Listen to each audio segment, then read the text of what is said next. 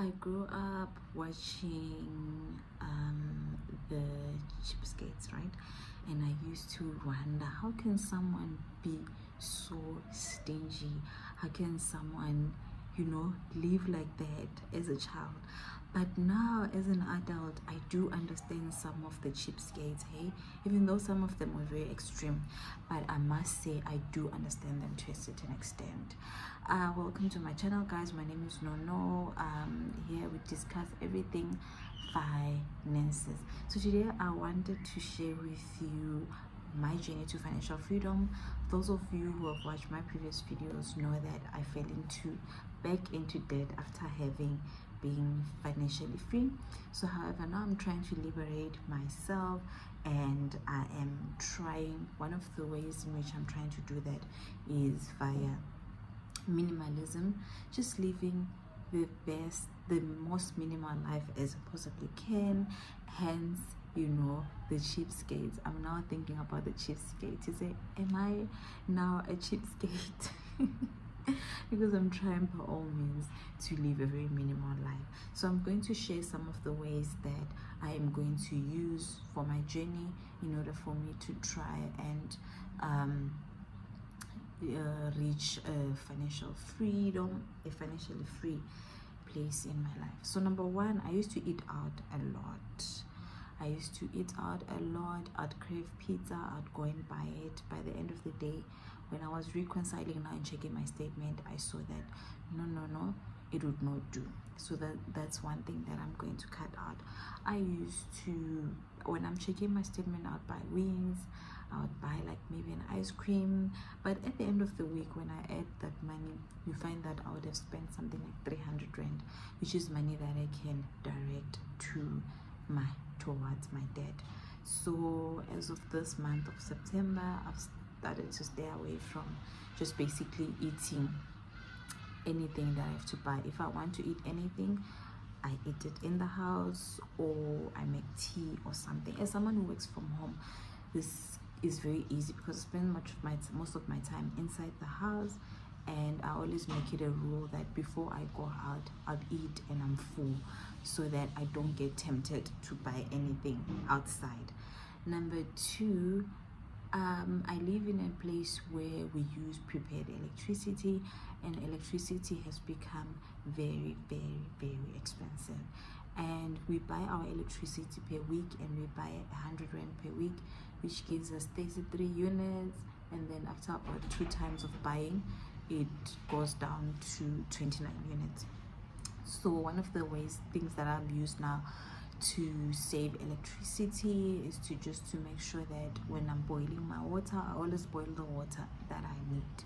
If I want to make a cup of tea, I boil the water for the cup of tea. I don't fill in the jug.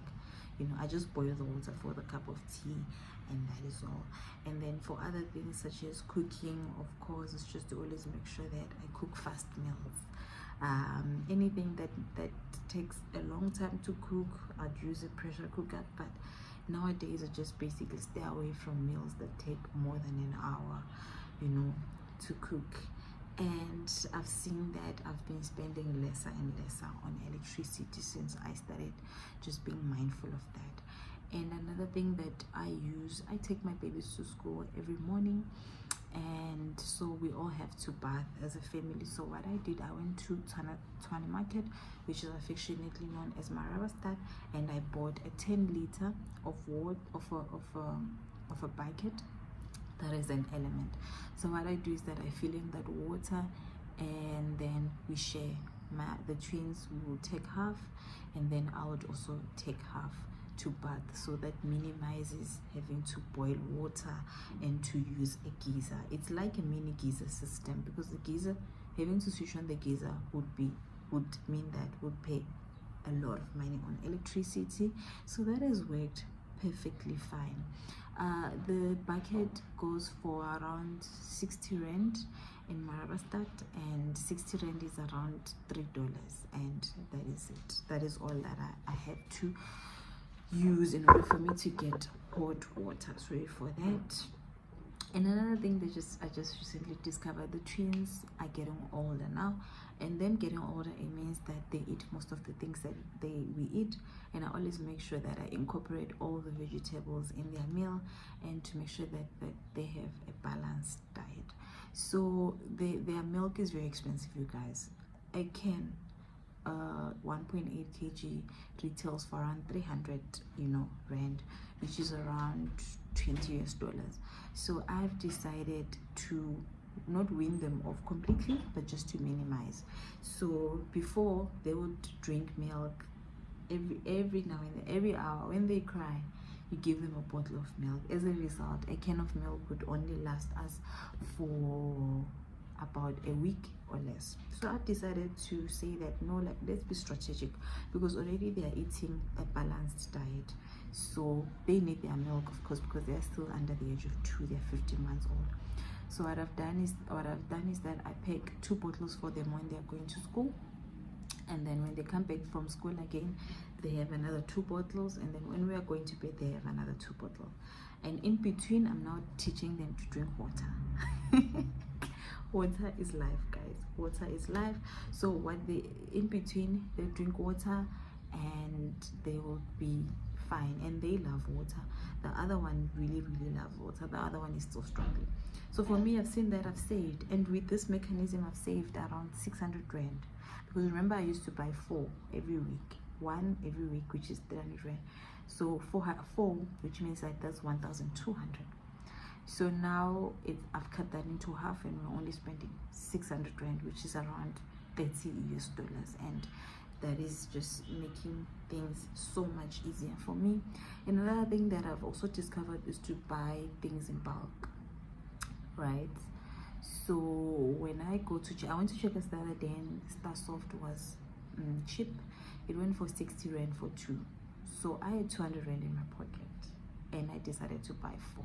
But I know the danger of buying while things are on sale is because everything is psychological. Sometimes you wouldn't have budgeted for that, and then you end up buying because you're like, it's on sale, let me just buy it.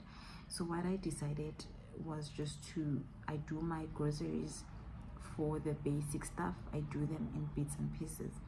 So if, for instance, I know now I need detergent, I'm going to wait until I see it somewhere on special, and if it's on special and indeed I verify that yes, this is special, I will then buy sorry for that, I'll then buy like maybe 2 or 3 to last us longer, so that I can have more money, to pay in more money to, what do you call it, to spend. So another thing that I use, this is the 4th thing, is in terms of the car. I work from home, so what I do, I used to pour in a full tank because I was scared that what if I get stuck. But now that I'm used to driving, I pour petrol as and when I use the car.